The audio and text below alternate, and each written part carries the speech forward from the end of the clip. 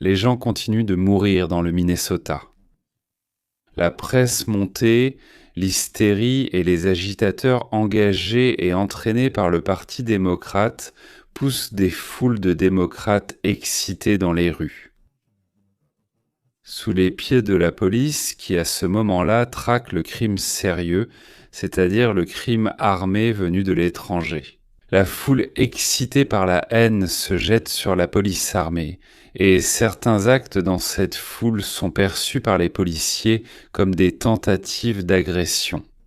Parfois, ils sont vraiment attaqués et des coups de feu éclatent.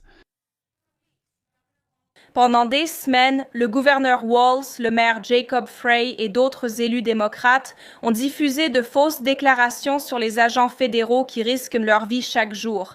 Pour retirer de nos rues les criminels illégaux les plus dangereux, les meurtriers, les violeurs, les pédophiles, les trafiquants d'êtres humains et les membres de gangs.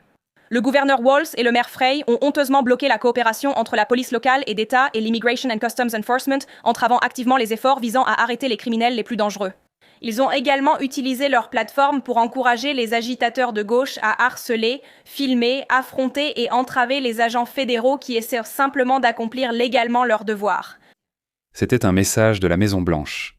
Que se passe-t-il donc dans le pays ? 54% de la population approuve l'expulsion de tous les clandestins, mais le même pourcentage, 54%, dit que Trump et la police de l'immigration sont trop agressifs. Mais comment peut-on traiter des gens qui essaient de ne pas être trouvés, de ne pas être attrapés sans être agressifs ? Et en plus, il y a des gens qui t'agressent, qui crient quelque chose, comment peut-on ne pas être agressif ? Je ne sais pas. Voici la déclaration du ministère de la Protection de la Patrie, le département de la Sécurité intérieure. Nous avons vu une campagne coordonnée de violence contre nos forces de l'ordre. Cet homme a commis un crime fédéral en étant armé, car il a entravé une opération active des forces de l'ordre. Comme dans toute situation en évolution, nous nous efforcerons de fournir des informations rapides et précises au peuple américain à mesure que de nouvelles informations seront disponibles. Le directeur du FBI, Kash Patel, indique que le bureau aide le département de la Sécurité intérieure, responsable de l'enquête sur l'agent ayant abattu M. Predi ce week-end. Patel précise que Predi avait un pistolet chargé. Regardez. Un pacifiste ne va pas à une manifestation avec une arme chargée et 2 chargeurs pleins. Ce n'est pas pacifique. Vous n'avez pas le droit de toucher aux forces de l'ordre. Le FBI se chargera de l'arrestation. Le blogueur et hacker Cam Higby a révélé la correspondance d'une organisation qui lutte contre la police. Il l'a révélée. Je veux dire, il a piraté dans l'État du Minnesota et en fait dans tous les États-Unis d'Amérique. Il a piraté la branche du Minnesota de cette organisation, a découvert ces informations et les a publiées en ligne.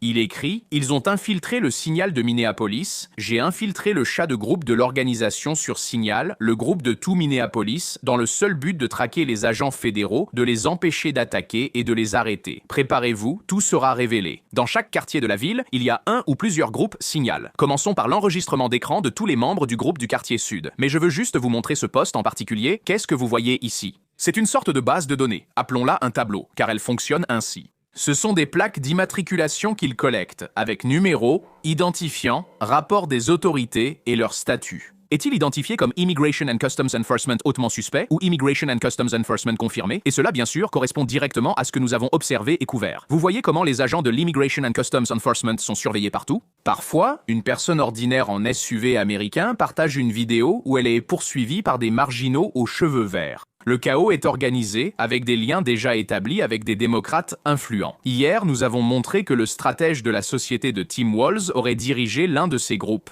En fait, vous savez, encore et encore, les démocrates veulent que vous analysiez tout ce qui se passe dans un vide idéologique. Ils veulent que vous ignoriez toutes les circonstances connexes. Mais comment pouvez-vous faire cela? Ce qui se passe ici est clairement organisé. Évidemment, énormément d'argent volé à vous et à moi est caché sur les comptes des groupes de combat du Parti démocrate. Ils sont utilisés et des centaines, voire des milliers de manifestants engagés agissent comme un organisme coordonné et entraîné, s'opposant aux lois des États-Unis d'Amérique. Le chaos est fabriqué. Regardez les images d'une opération Immigration and Customs Enforcement d'hier matin.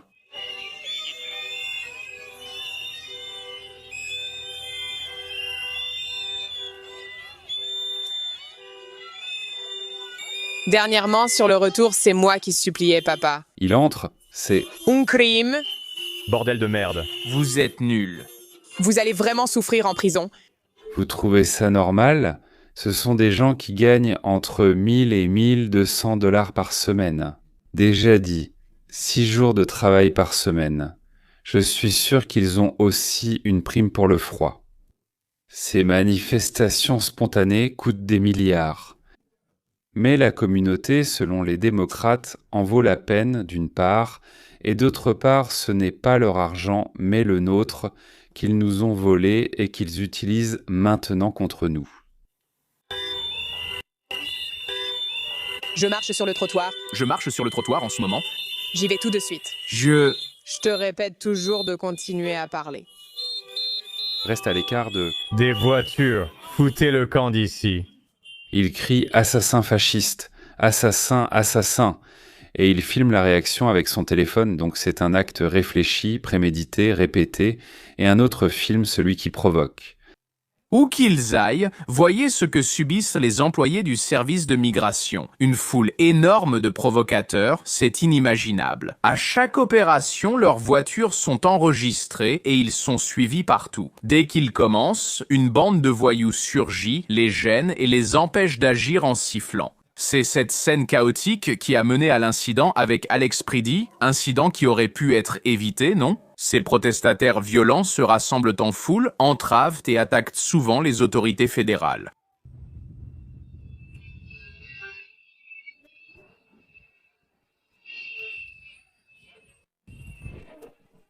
Ils savent que même s'ils sont arrêtés par la police, ils seront simplement emmenés là-bas, il ne leur arrivera rien de particulier et les organisateurs leur paieront une prime.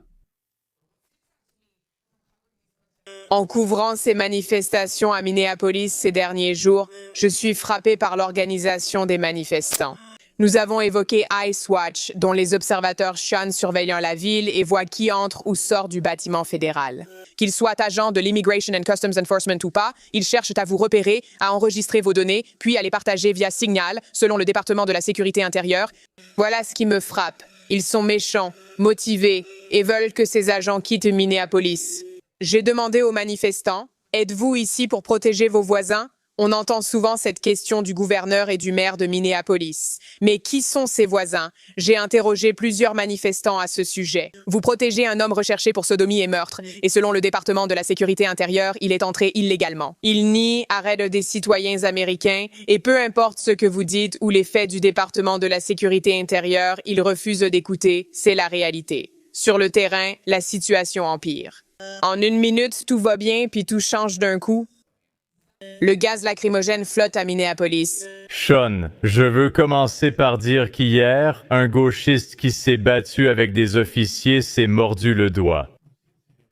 Je ne vais pas vous montrer parce que, l'image est très nette. Il lui manque clairement un doigt. Parlons en fait de ce chat sur Signal parce qu'il est énorme.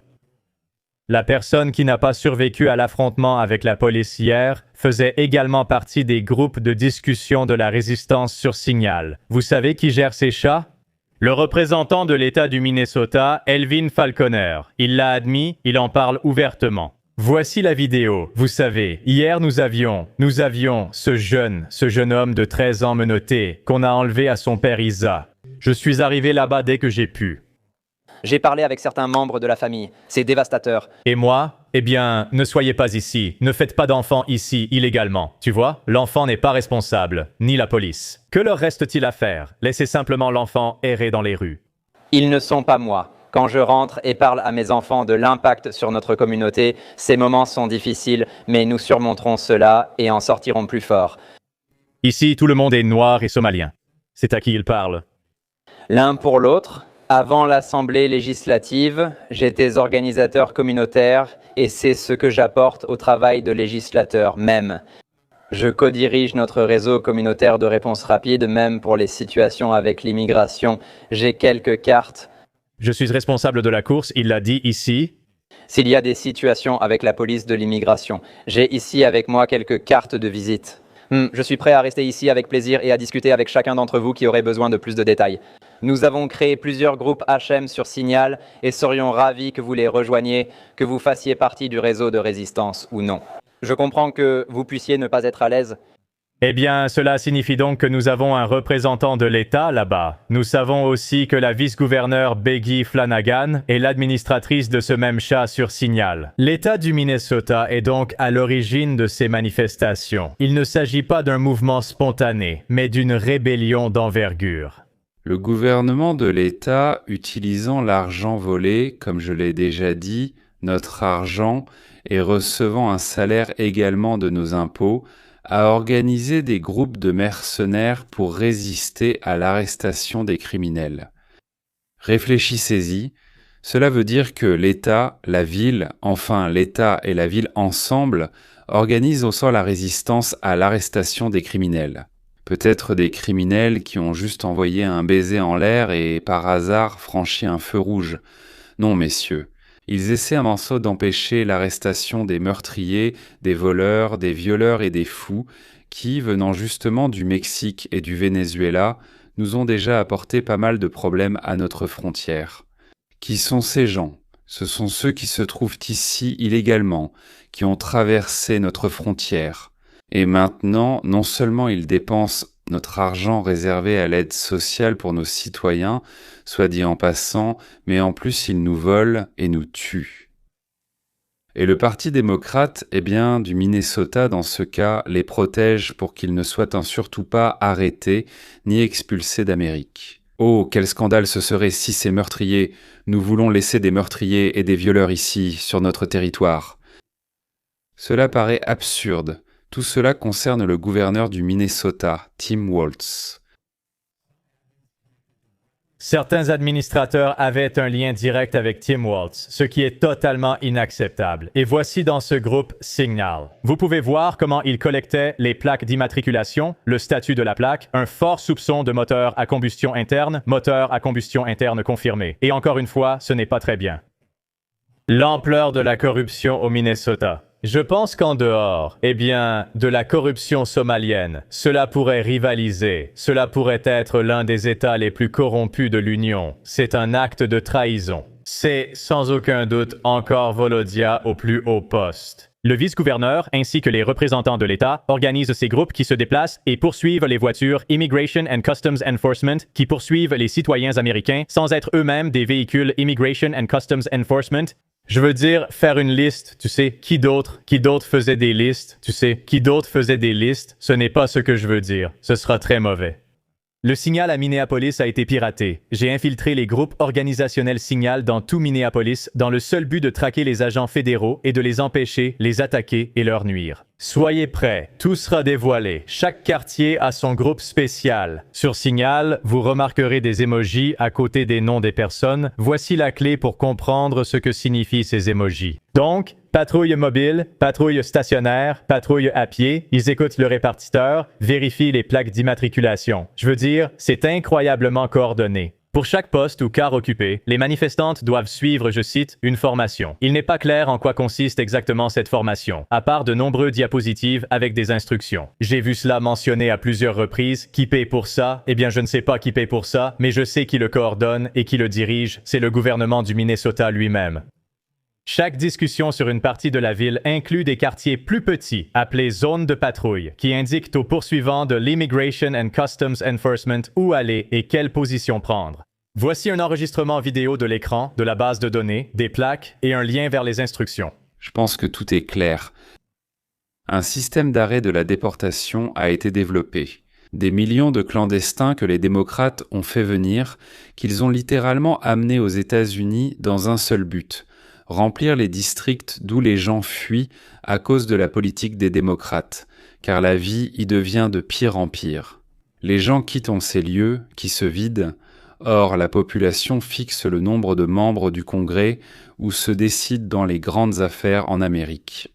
Si beaucoup de gens partent, les démocrates perdront des sièges au Congrès. Mais s'il y a beaucoup d'habitants, peu importe que ce soit dans ça des citoyens, des résidents temporaires ou des clandestins. Nos lois sont faites ainsi, c'est le nombre de personnes qui compte. Donc, il faut qu'il y ait un certain nombre d'habitants pour qu'un député soit élu, un certain nombre. Donc si les démocrates remplissent ces circonscriptions où ils ont un avantage, ils auront plus de sièges au Congrès. Il leur sera plus facile de continuer à voler notre argent et surtout de le faire en toute impunité, car lorsqu'ils ont la majorité au Congrès, aucune enquête n'est menée. C'est là la principale tâche du Parti démocrate des États-Unis. Voler impunément, d'abord sans obstacle, puis sans être punis. Et pour cela, ils sont prêts à se battre par tous les moyens, y compris notre élimination physique, ils l'ont déjà prouvé. Ou tout autre crime imaginable ou inimaginable, souvenez-vous, ce vol impuni, c'est la raison pour laquelle on ne vous laisse pas vivre une vie humaine normale. C'est pourquoi on enlève à vos enfants le rêve américain et, en général, l'avenir qu'ils auraient dû avoir dans un pays comme l'Amérique. Pourquoi essaie-t-on de nous rendre muets? Je ne sais pas. Là-bas, des bêtes, des esclaves, choisissez le mot que vous voulez. Et voici Kim Higby lui-même. Il a été invité à la Maison-Blanche avec 5 autres blogueurs pour raconter à la presse comment ils sont persécutés aux États-Unis. La presse en parlera-t-elle dans ce pays de loi et d'ordre?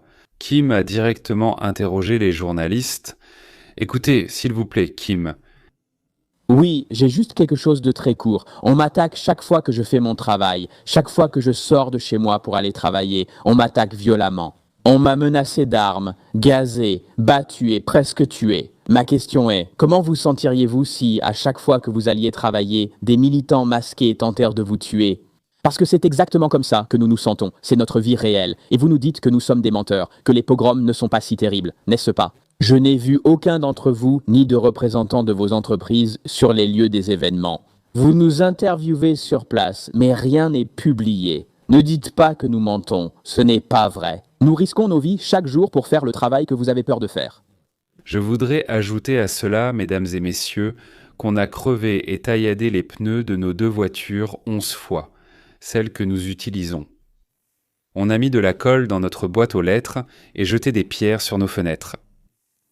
Sur la caméra, pour ainsi dire, eh bien naturellement, pratiquement toutes les maisons américaines ont une caméra de surveillance. Oui, sur la caméra. Donc des jeunes gens, la tête enveloppée dans des foulards, avec des masques Covid et des gants, probablement pour ne pas laisser d'empreintes digitales sur les pierres ou, je ne sais pas, sur autre chose. Il a donc fallu installer une clôture, un portail en fer forgé solide, des caméras de surveillance autour de la maison et un éclairage à détection de mouvement.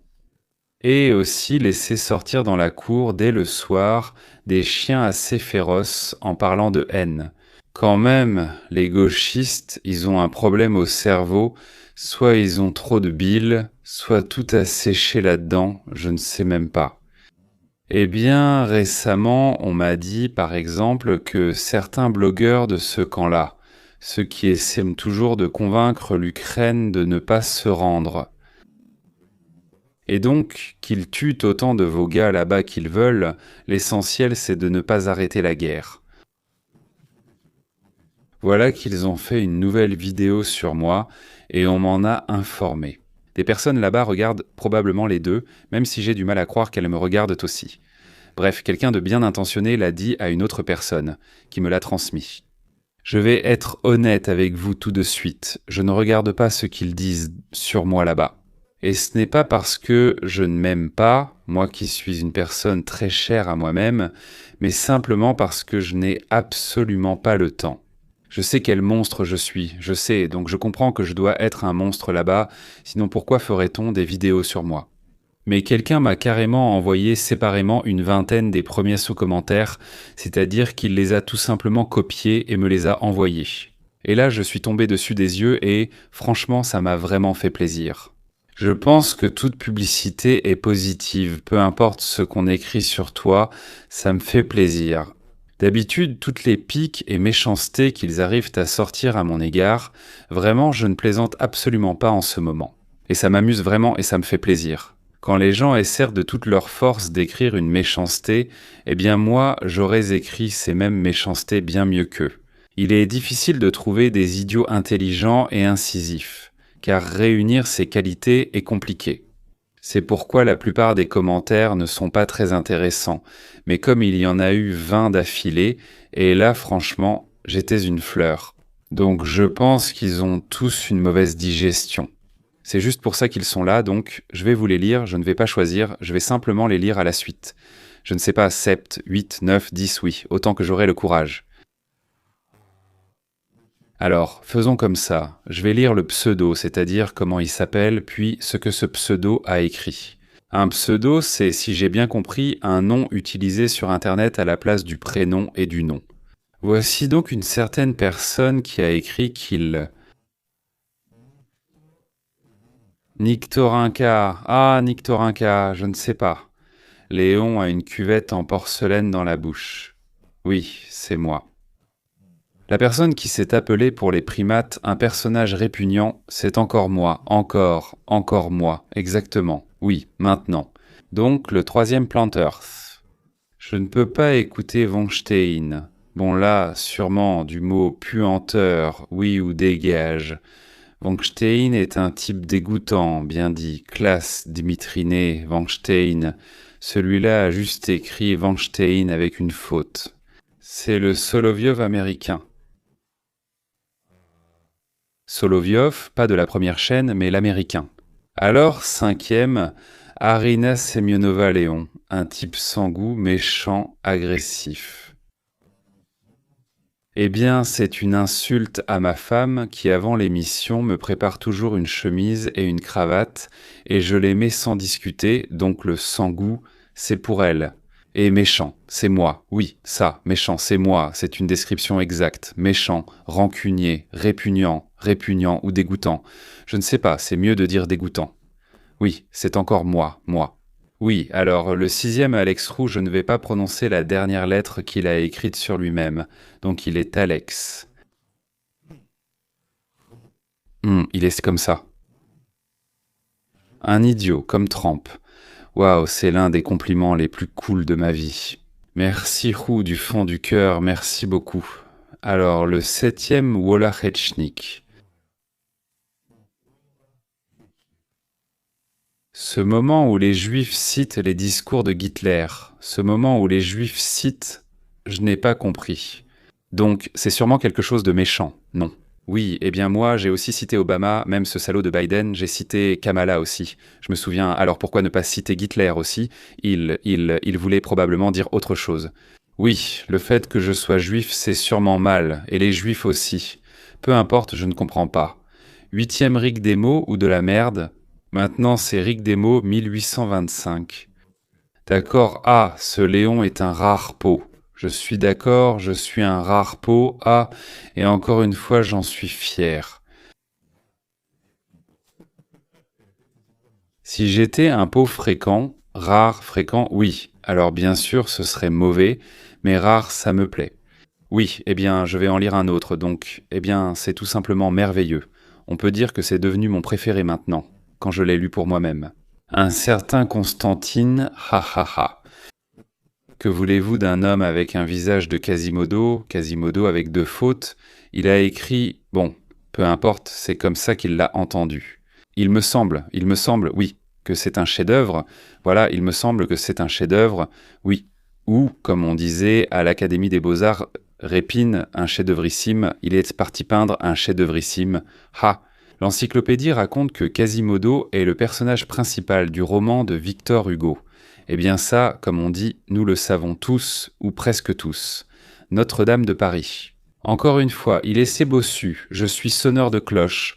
Encore une fois, je suis physiquement défiguré. Eh bien, ce n'est pas à moi de juger, disons-le comme ça, oui, ce n'est pas à moi de juger, hein.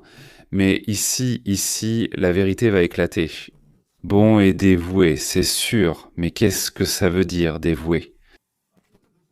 D'ailleurs, c'est intéressant, oui, la réponse est la même.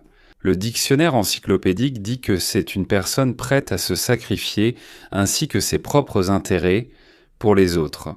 En général, l'abnégation, c'est la volonté de sacrifier ses propres intérêts, son confort et parfois même sa vie pour les autres ou pour une idée. Non, ce n'est pas moi, excusez-moi. Concernant Quasimodo, Constantin et moi avons tous les deux partiellement raison. En quoi suis-je différent de Quasimodo? Je suis beau, spirituel, charmant, de mon point de vue. Eh bien, assez intelligent ou pas assez? J'aimerais l'être encore plus, mais je ne suis pas prêt à me sacrifier pour des idées. Absolument pas prêt. Oui, j'ai oublié d'ajouter que je suis bien nanti. On m'aime. Parfois on m'adore même. Mais on m'adore au moins comme un chiot que je viens d'acheter récemment. Et je trouve la vie terriblement, terriblement intéressante. Merci à vous aussi, à ceux qui par leur réaction à mes projets et travaux rendent ma vie encore plus riche et intéressante. Voici la conclusion. Le meilleur âge au monde, c'est 76 ans. Viva l'Amérique, viva Trump, viva mes chers spectateurs, lecteurs et même mes détracteurs, je vous aime aussi, même si c'est d'une manière étrange, je l'avoue avec amour. Je vous aime comme des brebis égarées, si vous vous retrouvez ce sera encore mieux. D'ailleurs, ce sont les brebis ou les boucs qui s'égarent. Qui s'égarent les boucs? Sans doute je vous aime comme des boucs égarés. Vous égarerez-vous un jour ou pas? C'est tout pour aujourd'hui. D'ailleurs, je veux vous souhaiter à tous, sincèrement à vous tous, une vie intéressante pour que chaque instant soit intéressant à vivre. Et si demain ou dans une minute, ce sera encore plus intéressant? À la prochaine rencontre.